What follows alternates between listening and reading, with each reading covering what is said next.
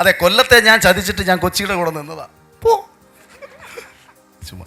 എന്തായാലും ഞാനിത് പറയാൻ കാര്യം, last man science actually June മാസം UK മാച്ച് ഉണ്ടായിരുന്നെന്ന് പറഞ്ഞിട്ട് ബേസിൽ എന്നെയും കൂടെ പേഴ്സണലി കളിക്കാൻ വിളിച്ചിരുന്നതാണ്. അപ്പം അവർക്കൊപ്പം അവിടെ കളിക്കാൻ വേണ്ടി പോയിരുന്ന സമയത്താണ് CCFൽ ഇങ്ങനൊരു പ്ലാൻ വരുന്നതും പ്രതീക്ഷിച്ചതിനെക്കാട്ടി എത്രയോ വലിപ്പത്തിൽ എത്രയോ ഗംഭീരമായ രീതിയിൽ ഈ ലോഞ്ച് ഇവിടെ നടക്കുന്നതും.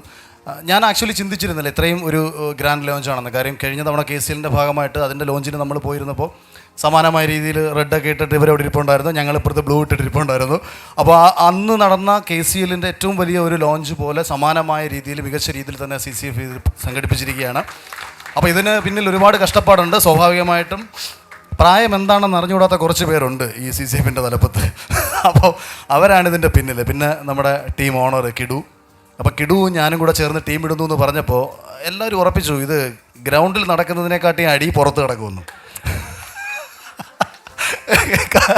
കാരണം ഞങ്ങൾ എപ്പോൾ കളിച്ചാലും ഞങ്ങൾ എന്തായാലും പറഞ്ഞടിയാ. ഇടയ്ക്ക് ഞാൻ ഹെൽമെറ്റൊക്കെ വലിച്ചെറിഞ്ഞിട്ട് പോകുന്ന വീഡിയോസൊക്കെ നിങ്ങൾ കണ്ടിട്ടാണ്.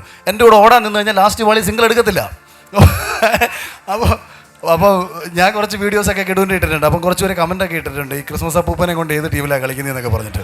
പക്ഷേ രണ്ടായാലും കിടുവിൻ്റെ പ്രായത്തേക്കാൾ ഉപരി കിടുവിൻ്റെ ഒരു ആവേശവും കാര്യങ്ങളൊക്കെ വെച്ചിട്ട് ഞങ്ങൾ ഇങ്ങനൊരു ടീമിൽ ജോയിൻ ചെയ്യുമ്പോൾ പുറത്ത് വലിയ അടികൾ നടന്നേക്കാൻ പേടിക്കേണ്ട, കളിക്കളത്തിനകത്ത് നമ്മൾ തകർക്കുമെന്ന പ്രതീക്ഷയോടുകൂടി അല്ലേട്ടൻ്റെ ഒരു വാചകം കടമെടുക്കുന്നു. Let's play and enjoy.